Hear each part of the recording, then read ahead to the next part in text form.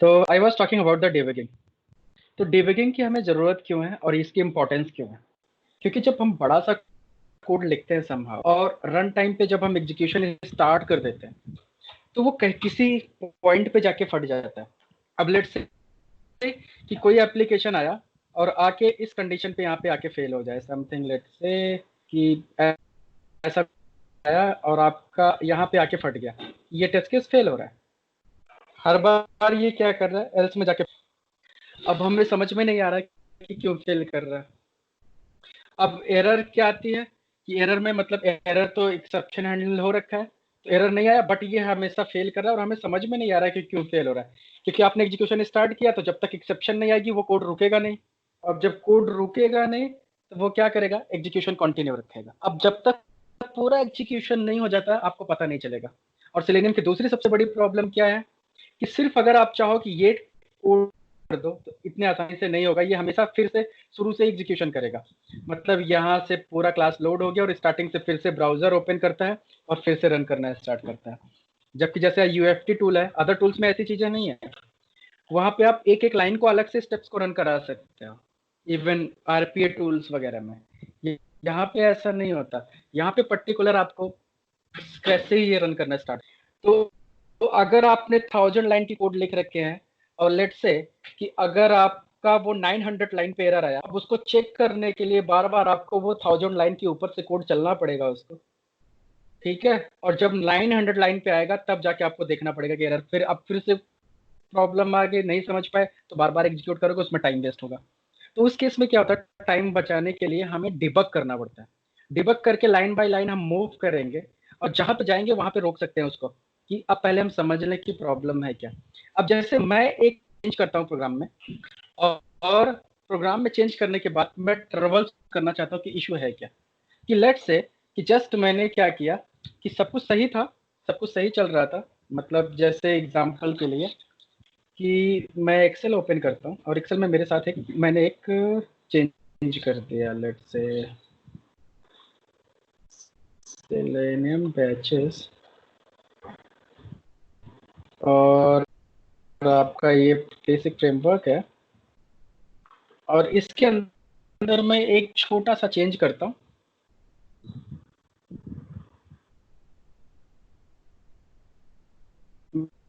मतलब जानबूझ के नहीं कर रहा हूँ, मतलब यहाँ पे तुम खैर मुझे जानबूझ के करना पड़ेगा, बट समहाउ क्या हुआ कि ऐसे मैं एक्सेल में काम कर रहा था, टेस्ट केस कर रहा था, कहीं पे फोकस हुआ और कोई टेक्स्ट यहाँ से गायब, लेट से कस्टमर में से ऐसे गायब हो गया।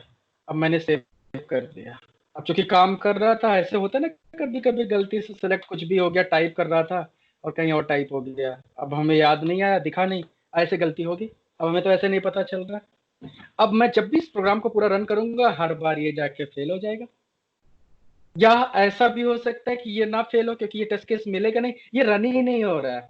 अब आप ये सोचोगे कि यार ये मैंने ऑन तो कर रखा है लेकिन ये फिर भी रन क्यों नहीं हो रहा है समथिंग।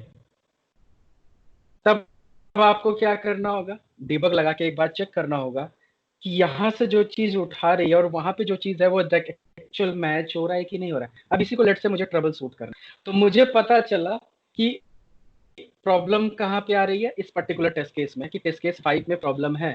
ठीक है, टेस्ट केस में 5 में प्रॉब्लम है। तो हमें क्या करना है कि टेस्ट केस 5 में और चेक करना है इश्यूज को। तो सबसे पहले उससे पहले अपने को ये भी चेक करना है कि सब कुछ प्रॉपर सही चल रहा है कि नहीं चल रहा है। तो चाहे आप टेस्ट केस 5 में भी डायरेक्ट जाके चेक कर सकते हैं या तो आप स्टार्टिंग से डिबग पॉइंट लगा सकते हैं। तो डिबग पॉइंट लेट से मैंने यहाँ पे लगाया कि मैं शुरू से ट्रबल शूट करना चाहता हूँ, तो इशू कुछ भी हो सकता है। तो जहां से आपको डिबग स्टार्ट करना है, तो मतलब रन किया, रन होता जाएगा प्रोग्राम, और जहां से डिबग आपको करना है वहां पे आप टॉगल ब्रेक पॉइंट सेट कर सकते हैं। तो यहाँ से आपने टॉगल ब्रेक पॉइंट सेट किया, लेट से यहाँ से मैं कुछ करना चाहता हूँ, इसके बाद फिर मैंने लेट से फिफ्थ टेस्ट केस के पास यहाँ पे टॉगल ब्रेक पॉइंट सेट कर दिया एक और, इसके अंदर नहीं, सॉरी इसके ऊपर करना था, हटा दिया। चलो, तो यहाँ पे हमने सेट किया कि इसके अंदर है कि नहीं। अब मैं क्या करूंगा, इसको रन नहीं, अब डिबगिंग करने के लिए हमें इसको डिबग मोड में डालना पड़ता है। तो यहाँ से ऑप्शन आता है debug, debug as Java application. या सिंपल सा इस मक्खी पे जाके क्लिक कर दो। तो जैसे इस पे क्लिक करोगे, अब ये कोड आपका स्टार्ट होगा और एक्सेल से रीड करेगा डेटा, मतलब यहाँ तक सब कुछ आया और यहाँ पे आके कोड रुक गया। अब ये पूछ रहा है कस्टम पर्सपेक्टिव स्विच, तो यहाँ पे आपको करना पड़ेगा यस। अगर यस नहीं करोगे तो प्रॉब्लम करेगा। इसको एक्सेल बंद कर देता हूँ। यस करोगे तो ये आपको मल्टीपल विंडोज ओपन करके देगा कि क्या क्या चीजें आप देख सकते हो यहाँ पे। तो इसने मल्टीपल पेन्स ओपन कर दिया कि कहाँ पे कौन सी चीज एग्जीक्यूट कर रहे हो। ये आपका वेरिएबल्स पेन है जहाँ पे आपको पता चलेगा कि क्या क्या वेरिएबल्स एग्जीक्यूट हो रहे हैं, वैल्यूज क्या है, यहाँ पर आउटपुट है। अब लेट्स से यहाँ पे आके देखो प्रोग्राम आपका हाईलाइट हो रहा है, मतलब आपका जेवीएम आके यहाँ पे रुक गया, अब एग्जीक्यूशन नहीं कर रहा है। अब आपको नेक्स्ट स्टेप पे मूव करना है। लेट्स से इसको थोड़ा सा मिनिमाइज करता हूँ, अभी इसको भी थोड़ा सा एक्सपेंड इधर किया। अब यहाँ से मुझे नेक्स्ट लाइन पे जाना है, तो हमें कीबोर्ड से F6 प्रेस करना है। तो F6 प्रेस करेंगे तो अगला स्टेप आई में जाएगा। देखो यहाँ से एक्सेल रीड करके नेक्स्ट लाइन पे जाएगा। ये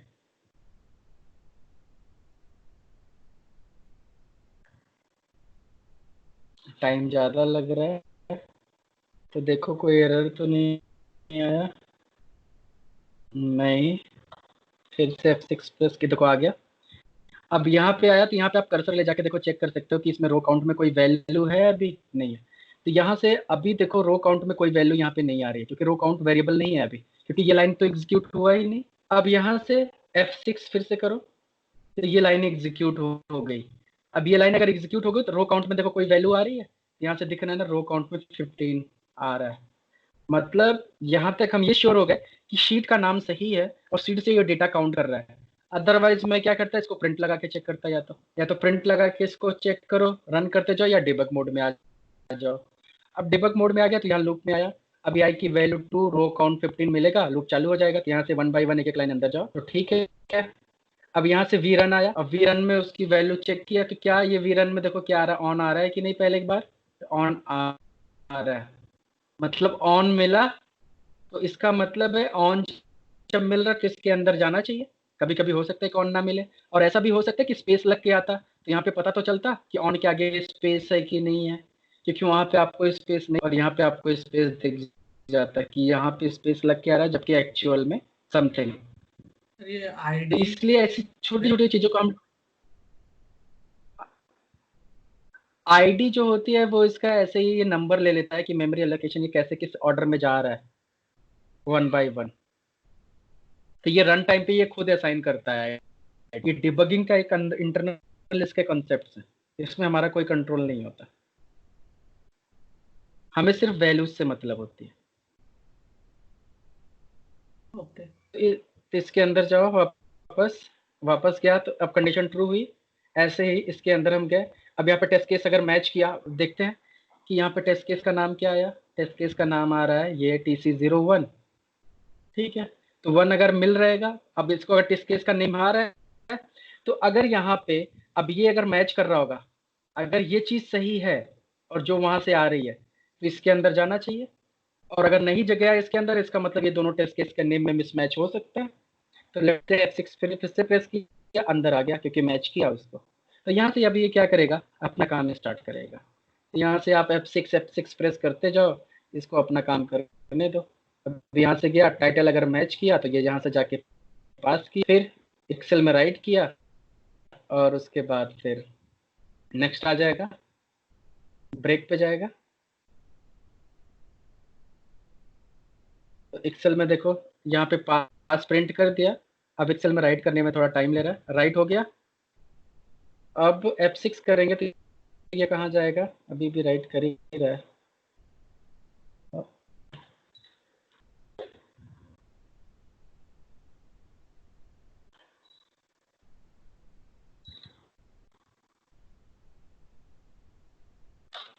F6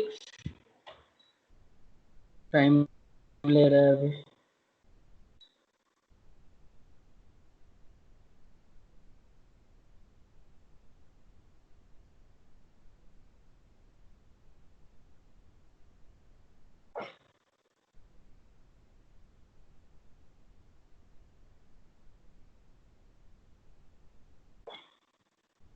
और यहीं से आपके पास मल्टीपल ऑप्शंस भी होते हैं और भी कहाँ गया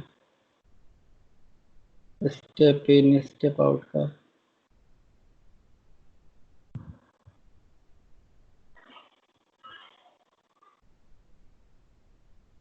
ये इतना टाइम क्यों ले रहा है? लॉजिकल स्ट्रक्चर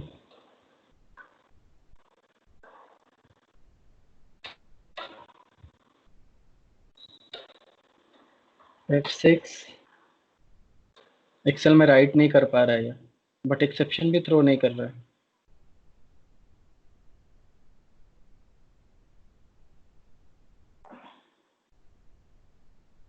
यहीं पे अटका पड़ा है वो। सर वो काफ़ी टाइम लेता है एक्सेल में राइट करने के लिए। एक्सेल में राइट करने के लिए क्या टाइम ज़्यादा लेता है वो।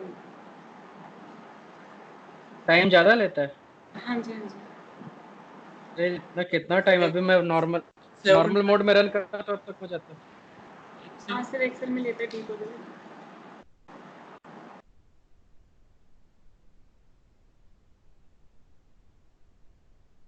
तो ऐसे वन बाय वन आपको डिबग करना है और सारी वेरिएबल्स की वैल्यू आप चेक करते जाओ कि मिसमैच कुछ हो रहा है कि नहीं हो रहा है। तो हमें पता चल जाता है कि एक्चुअल प्रॉब्लम है किसकी वजह से। जैसे मान लो अगर इसके केस के अंदर नहीं आया तो इसका मतलब क्या हुआ कि यहाँ से बाईपास हुआ, इसके अंदर नहीं आया तो इसका मतलब टेस्ट केस ऊपर आया, प्रिंट भी किया था और यहाँ पे मैच नहीं किया, तो इसका मतलब इन दोनों में आपस में कहीं ना कहीं मिसमैच का इश्यू है। तो आप दोनों को एक्चुअल में जाके इकट्ठा एक यहाँ से उठाओ लेट से और एक एक्सेल से उठाओ और जाके दोनों को चेक कर लो कि एग्जैक्टली दोनों मैच कर रहे हैं कि नहीं कर रहे हैं। तो लेट से ऐसे और फिर यहाँ से जाके आप टेस्ट करके देखो कि कुछ एक दो कैरेक्टर का इशू है कि नहीं है। तो अगर आपके पास एल मिसिंग है तो आपको समझ में आ जाएगा कुछ तो मिसिंग है, तो एग्जैक्ट फाइंड आउट हो जाएगा आपका। तो इसलिए डिबगिंग कभी कभी ज़्यादा हेल्पफुल होता है, तो खास करके जब बड़े प्रोग्राम्स होते हैं और जब बहुत सारे लॉजिक्स होते हैं। अब मान लो यहाँ पे तो स्ट्रेट फॉरवर्ड कोड था, बट अगर अंदर कोई बहुत सारे फंक्शंस बने होते, एक फंक्शन के अंदर जा रहा है, वहां से वैल्यू कुछ लेके आ रहा है, फिर आगे काम कर रहा है, तो अब फंक्शन के अंदर प्रॉब्लम है कि दूसरे फंक्शन में प्रॉब्लम है, कौन से फंक्शन में प्रॉब्लम है या हमारे कोड में प्रॉब्लम है। तब ये डिबगिंग का टाइम पे ही हमें पता चलता है कि क्या क्या चीजें सही चल रही है, क्या क्या नहीं हो रही है। फिर उस एरिया को हम आइडेंटिफाई करते हैं और वहाँ पे फिक्स करते हैं। तो ये अभी छोटा कोड था, तो सिंपल सा है, इसमें F6 प्रेस करके one by one debug view में जाके कर सकते हैं। अब जैसे मैंने मान लो इसका एग्जीक्यूशन स्टॉप कर दिया यहाँ पे फोर्सफुली, सपोज करो हमारा हमें इशू पता चल गया। तो अब जब आप इसको यहाँ से ऐसे करोगे तो ये अब वापस दूसरी मोड में जाना चाहते हो तो ऐसे नहीं जा पाओगे, फिर यहाँ से आपको चेंज करना पड़ेगा जावा वाले मोड को। ये डिबग व्यू में था, तो इस पे जब आप क्लिक करोगे तो वापस से आप पुराने मोड में आ जाओगे। अगर ये ऑप्शन आपको दोबारा नहीं दिखता है तो फिर आप यहाँ पे जाओ विंडोज में और पर्सपेक्टिव, यहाँ से जाके आप चेंज कर सकते हो कि ओपन पर्सपेक्टिव इस बार क्या था, डिबग नहीं, मुझे जावा में जाना है या अदर समथिंग, ऐसे ऑप्शन आएंगे। तो उसमें आप सेलेक्ट करके जा सकते, तो वो डिफरेंट मोड आपका आ जाएगा। तो बाय दिस वे आप प्रोग्राम को डिबग कर सकते हो। ओके, तो फिर ये हो गई हमारी डिबगिंग के बारे में। और क्या था? ओके, तो हाँ, हम टेस्ट केसेस की बात कर रहे थे कि टेस्ट केसेस के काउंट आप लोगों ने जो प्रिंट किया है वो बहुत ही कम है। इनफैक्ट मतलब कुछ लोगों ने किया है और मुझे सबका रिस्पांस तो नहीं मिला। इनफैक्ट ओनली फ्यू मेंबर्स, और उसमें से टॉप किया है रसिका ने, 27 कर दिया है। ओके, और 10 10 23। तो इसको आप करो काउंट और थोड़ा सा अब फोकस रखो टेस्ट केसेस पे। और व्हाट अबाउट जावा? जावा ने किसी ने कुछ पढ़ा? जावा के प्रोग्राम्स कितने कर लिए सब लोगों ने? अराउंड 30-40 प्रोग्राम्स थे। सर तो स्ट्रिंग में टाइम प्रॉब्लम आ निकालो। रही है, जो स्ट्रिंग के थे ना, वो स्ट्रिंग क्लास के प्रोग्राम्स। उसमें क्या प्रॉब्लम है? सर हुए नहीं, वो मेरे से तो नहीं हो रहे थे। नहीं मतलब ट्राई तो किया होगा, कुछ इशू बताओ ना कि क्या ट्राई इशू आ रहा है, समझ में नहीं आ रहा कि मतलब। तो अभी चल रहा है, उस पे काम चल रहा है, पढ़ रहा हूँ उसके लिए। वो अच्छा ठीक है। अपने अभी एडवांस जावा करवानी है ना, तो उसके बाद मेरे ख्याल में हो पाएंगे वो। ओके ठीक है, कोई नहीं, बट ट्राई करो, वैसे हो जानी चाहिए, ठीक है। नहीं तो करते हैं फिर। तो चलो ठीक है, तो आप टेस्ट केसेस, हाँ तो आप लोग टेस्ट केसेस कंटिन्यू ऑटोमेट करते रहो, कोई भी चैलेंज आएगा हम इसको, मतलब ये पैरेलल एक्टिविटी एक तरीके से होगी। तो टेस्ट केसेस और जावा आप पढ़ते रहो बैकग्राउंड में, जितना भी आपके पास टाइम मिलता है, और पैरेलली हम फिर आगे भी मूव होते रहेंगे, ठीक है। तो कल से स्टार्ट करते हैं फिर जावा। आज का ज़्यादा वर्कलोड नहीं देते, क्योंकि आपके पास ऑलरेडी बहुत सारे काम है अभी इस टाइम, ठीक है। तो करो सर फिर टेस्ट केसेस ऑटोमेट, और कोई भी चैलेंजेस आता है तो आप सीधे स्काइप पे पेस्ट करते जाओ सब लोग अपने अपने इश्यूज, और कोशिश ये करो कि जो कर लेता है वो प्रॉपर आंसर करे उसका, ऐसा नहीं कि मैं ही आंसर करूं। जिसको भी समझ में आता है प्रॉब्लम, वो आंसर कर सकता है। और किसी को कोई क्वेश्चन, कोई डाउट, कुछ पूछना है? हाँ जी सर, मुझे पूछना है। बोलो। सर जैसे कई बार ऐसे लगता है कि बग है, बट हो सकता है डेवलपर को लगे कि सॉरी कि बग नहीं है। जैसे मैं भी लॉग इन करता हूँ, लॉग आउट करता हूँ, और फिर से जब लॉग इन करता हूँ तो यूजर नेम पे एडमिन पड़ा रह जाता है। तो मुझे क्या लगता हम्म। है कि ऐसे पर्सनल इंफॉर्मेशन कि उसको डिस्प्ले नहीं करना चाहिए वो। तो ऐसे राइट। केस में क्या करें? हाँ तो ये एप्लीकेशन में डिफेक्ट है, तो उसमें नहीं होना चाहिए यूजर नेम, जनरली किसी एप्लीकेशन में ऐसा नहीं आता, बट ये वी टाइगर में आता है, तो ये डिफेक्ट है। सर ऐसे कैसे मतलब पता चलेगा कि डिफेक्ट? जैसे ये तो फॉर एग्जांपल जैसे सेव बटन पे क्लिक करते हैं, मैंडेटरी फील्ड को अगर हम खाली छोड़ दें, तो वो पहले लिखा आता हम्म। है कि last name can not be empty. उसको फिल करते हैं, फिर हम्म। लिखते हैं company can not be empty. तो मुझे लगता है हम्म। कि ऐसा होना चाहिए कि mandatory field should not be empty. मुझे लगता है कि नहीं ऐसा आना नहीं चाहिए नहीं मैसेज नहीं पे। नहीं नहीं नहीं। अब मान लो कि एक फॉर्म में 10 फील्ड है, ठीक है, उसमें से आपने एक दो फील्ड फिल किया और एक दो नहीं किया, तो एग्जैक्टली वो बता रहा है आपको कि कौन सी फील्ड मैंडेटरी है। वो ज्यादा अच्छा है ना, कि last name can't be entry empty. अब मान लो कि दो स्टार उन्होंने लगा रखा है कि सामने लास्ट नेम और कंपनी के आगे, बट हो सकता है कि उसने सिर्फ स्टार लगाया हो बट मैट्रिक फील्ड को इम्प्लीमेंट ना किया हो। जी जी। तो मीन्स ऐसा हो सकता ऐसा है ना। ऐसा कैसे डिसाइड करें कि एक्चुअल में बग है या नहीं है? मीन्स कॉमन सेंस से, या फिर कोई और ये- इसका तरीका है? हाँ। नहीं नहीं, कभी कभी कॉमन सेंस, जो एक्सपीरियंस बंदे होते हैं वो कॉमन सेंस यूज करते हैं, जो नोविस होते हैं वो, हमारे पास एक रिक्वायरमेंट डॉक्यूमेंट भी होता है, टेस्ट केस की एक्सपेक्टेड रिजल्ट होती है। जब आप टेस्ट केसेस लिखते हो तो उसका एक एक्सपेक्टेड रिजल्ट होता है कि इसका आउटपुट क्या आना चाहिए। तो वो एक्सपेक्टेड रिजल्ट से आपको कंपेयर करना होता है कि वही चीज आ रहा है कि नहीं आ रहा है। अगर सेम टू सेम मिल रहा है तो पास, एल्स नहीं तो फेल। तो ये मैनुअल टेस्टिंग का पार्ट होता है कि पहले टेस्ट केसेस लिखे जाते हैं, वहां पे हमारा प्री कंडीशन, एक्सपेक्टेड क्या रिजल्ट होना चाहिए, ये सारी चीजें मेंशन होती हैं कि आपको क्या वेरीफाई करना है। तो जैसे सपोज करो कि आपने सेव बटन पे क्लिक किया, तो अब वहां पे कंडीशन ये है कि एक्सपेक्टेड रिपोर्ट में कि लिखा आना चाहिए कि last name can't be empty. अगर आ रहा है तो टेस्ट केस पास। अगर आपका एक्सपेक्टेड रिजल्ट वहां पे ये कहता है कि ये लिखा आना चाहिए कि mandatory field should not be empty, तो अगर ऐसा एक्सपेक्टेड रिजल्ट है और वहां पे वैसा ही बिहेवियर एप्लीकेशन का है तो वो पास। तो ये टोटली डिपेंड करता है रिक्वायरमेंट के ऊपर। और समटाइम्स अगर कुछ चीजें ऐसी होती हैं कि जो रिक्वायरमेंट में मेंशन नहीं है, और आपको डिसीजन लेना है कि यार ये एरर हो सकता है या बग हो सकता है कि नहीं, उस केस में अगर आपको लगता है बग है तो आप बग एक बार रिपोर्ट कर दो। फिर डेवलपर अगर कहता है कि यार बग नहीं है और आप कहते हो बग है, तो फिर झगड़ा होगा दोनों में। तो फिर क्या करोगे, तो आप प्रोडक्ट मैनेजर के पास जाओ जिसने ये फंक्शनलिटी बताई है कि क्या होना चाहिए। फिर वो जो होता है उसके हिसाब से वो बोलता है कि डिफेक्ट इनवैलिड है तो इनवैलिड है, वैलिड है तो डेवलपर फिक्स करेगा। सम टाइम ऐसे होता है। Okay sir. तो सर वो एक और डाउट हाँ। था। सर जैसे मैंने क्लॉक को खोला जो वी टाइगर में है अंदर, उसमें एक बग हम्म। था जो मैंने टाइम चेक किया कनाडा टोरंटो का, तो वो टाइम गलत बता रहा है। हम्म। तो ऐसे तो तो अगर इसमें जो, गलत बता रहा था, नहीं हाँ जी तो वो मेरे पास अगर अभी, गलत गलत है तो गलत है सम टाइम, बट उसका लॉजिक ये होता है, उसमें जो टाइम है ना वो आपका लोकल सिस्टम से उठाता है, तो अपना एक लोकल सिस्टम का भी टाइम चेक करो कि अगर लोकल सिस्टम का टाइम ही वो एक्चुअल में यहाँ पे प्रिंट करता है, तो अगर आपका मान लो यहाँ का टाइम मैच नहीं कर रहा है, मतलब यहाँ का टाइम डिफरेंट हो और यहाँ का डिफरेंट हो, तो गलत है, तो एरर है। सर वो डिफरेंट है, मेरे लोकल सिस्टम में 846 हुए हैं, ये 746 बता रहा है। हाँ तो फिर गलत है, तो या फिर तो सर प्रॉपरली ऐसे वो मैच नहीं कर पा रहे हो आप, इसमें ऐसे तो एस टाइप 100, से होगा, तो अगर तो वो एरर होगा फिर। तो सर इसमें ऐसे इतने सारे कंट्रीज हैं, तो फिर एक एक को चेक करेंगे तो फिर टेस्ट केसेस बन जाएंगे।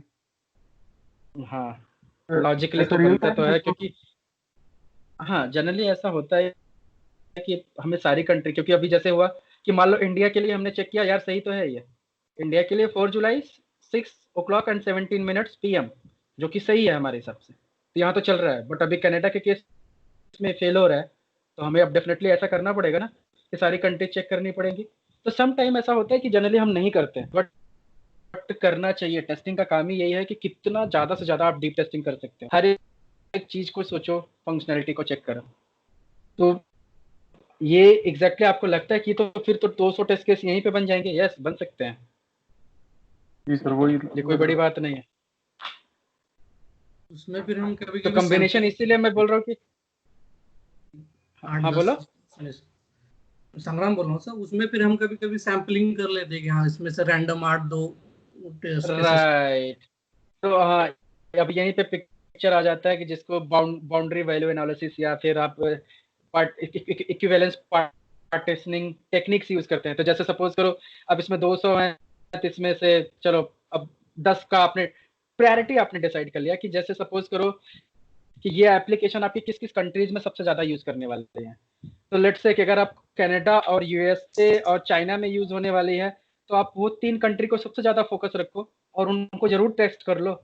बाकी जिस कंट्री में नहीं यूज होती हैं आज के डेट में, छोड़ दो उनको, उनमें अगर डिफेक्ट भी है तो क्या फर्क पड़ता है। तो ऐसे हम प्रायोरिटाइज भी कर सकते हैं चीजों को। Okay sir. ठीक है। ओके देन, सर चलो कुछ फिर ऐसे क्वेश्चन। लगे रहो सब लोग। हाँ हाँ सर हाँ बोलो। हाँ रुको रिकॉर्डिंग ऑफ कर देता हूँ, फिर करते हैं। हाँ बोलो।